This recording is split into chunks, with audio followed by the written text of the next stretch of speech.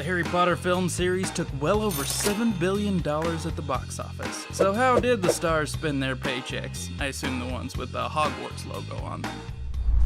Let's start with the man himself, Daniel Radcliffe. Ever since he hung up his Harry Potter glasses, he's been working steadily in things like Miracle Workers, Swiss Army Man, and Horns. His career has earned him $110 million.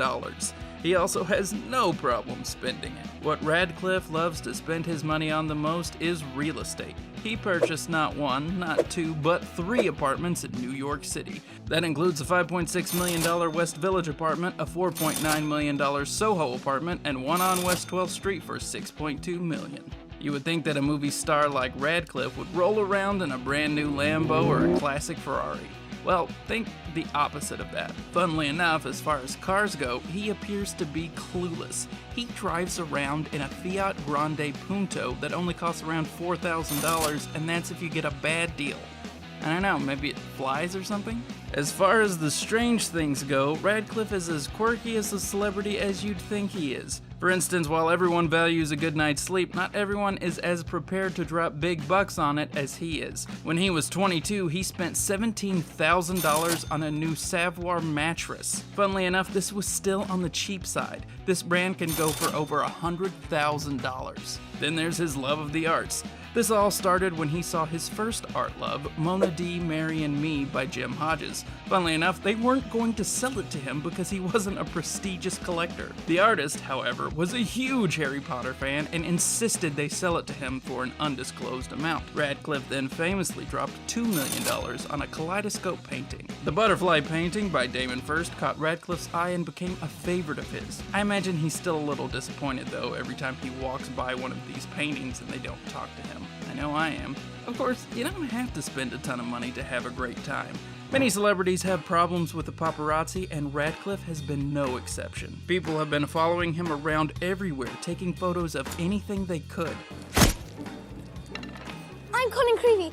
I'm in Gryffindor too. While many celebs have gotten angry, Radcliffe got a very special kind of revenge. He decided to buy several pairs of the exact same outfit and wore it everywhere he went. That way, anytime someone took his picture, it seemed like an old photograph someone was trying to pass off as new.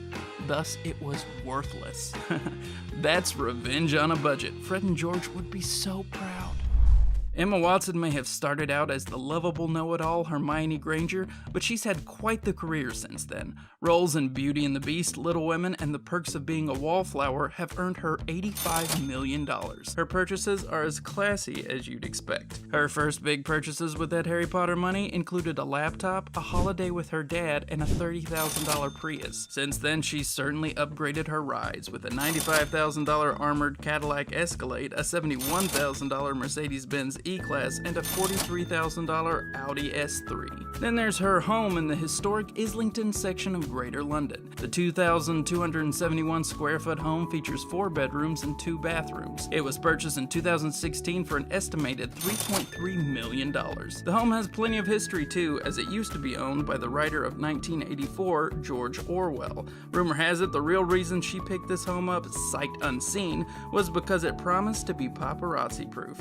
That's how you make a sale to a private movie star. You have no business here.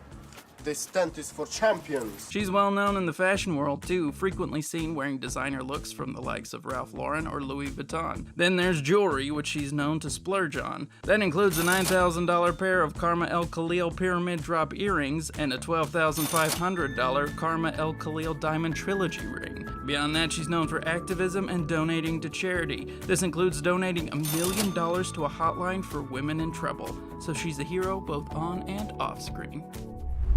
Ron Weasley actor Rupert Grint may not have had the continued success some of his co-stars have, but he's not too bad off. As of today, he's still reported to be worth $50 million. That number might be a lot higher if he hadn't spent his money like, well, a teenager who just became a millionaire. For starters, he bought a house that puts the borough to shame. His beautiful $7.5 million mansion sits on 22.6 acres of land with enormous gardens and even its own lake. The 6-bedroom estate features 2 swimming pools, a jacuzzi, a gym, a game room, a floodlit tennis court, and 2 guest cottages. All things considered, there are worse houses to blow a ton of money on. He bought some weird things too.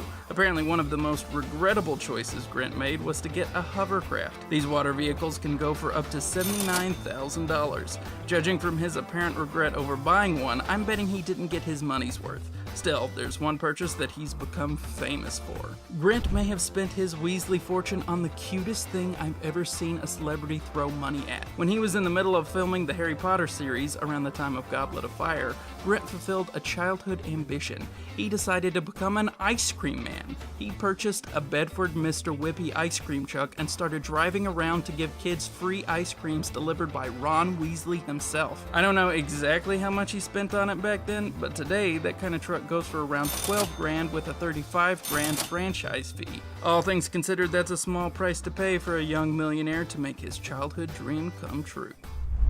Tom Felton hasn't exactly hit it big after starring as Draco Malfoy in the Harry Potter movies. He's had a few minor roles in things like The Flash and Rise of the Planet of the Apes, but not much else of note. Still, his $20 million probably keeps him company while he's waiting for the phone to ring. Unfortunately, when he first got rich as a young man, he immediately started spending money like crazy. It turns out that he has a thing for buying cars for not only himself, but family and friends. Yeah, apparently it pays to be Draco's friend in real life, too. The story goes that Felton bought a ton of BMWs, even though he was too young to drive at the time. Too many BMWs, it turns out. Felton threw his money around so casually that eventually the taxman realized he wasn't paying his due. This nearly cost Felton his fortune, but don't worry, he bounced back. Nowadays, he still likes to buy cars, but I imagine he does so on his accountant's approval now. That includes his $243,000 orange Huracan. These things can fly faster than a Nimbus 2001 at speeds of 190 miles per hour. Apparently, he's traded his love of BMWs for Lambos because he's also got a $200,000 Lamborghini Urus. That will go nicely with what's gotta be his best Lambo buy yet. That would be his $500,000 gray Lamborghini Aventador. There's no word on whether or not he's bought any Lambos for his friends though. I'm betting his accountant wouldn't be too happy about that. What do you think Lord Voldemort spends his $50 million on? Well, prepare to be surprised. Ralph Fiennes is a lot closer to the well-dressed spies he portrays in The King's Man or the James Bond series. He's gone into great detail describing the classy things he likes to spend his money on. His favorite thing to buy for himself? Handmade shoes from John Loeb that go for $6,500 to $10,000. What kind of clothes does he wear? Well, he picks brands like Dwar Men, where he can pick himself up a $3,100 coat. What kind of watch does he use? Well, he's been seen wearing Long Island's Conquest Heritage pink gold wristwatch that costs over $10,000. So yeah, he's a lot closer to Oxford snot brogues than he is to conquering the wizarding world.